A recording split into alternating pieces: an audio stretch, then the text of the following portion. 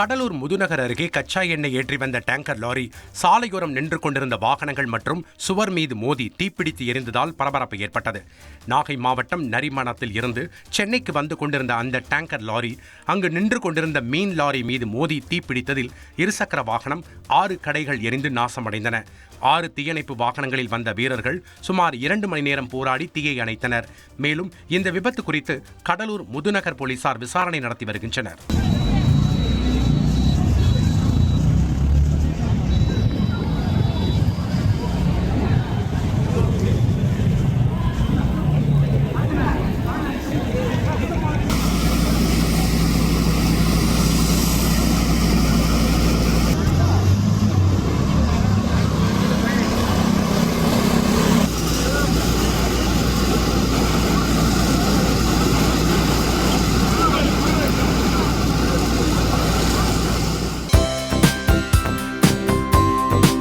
தந்தி டிவியை உங்கள் cable TV ஆபரேட்டரிடம் இலவசமாக கேட்டு பெறுங்கள்.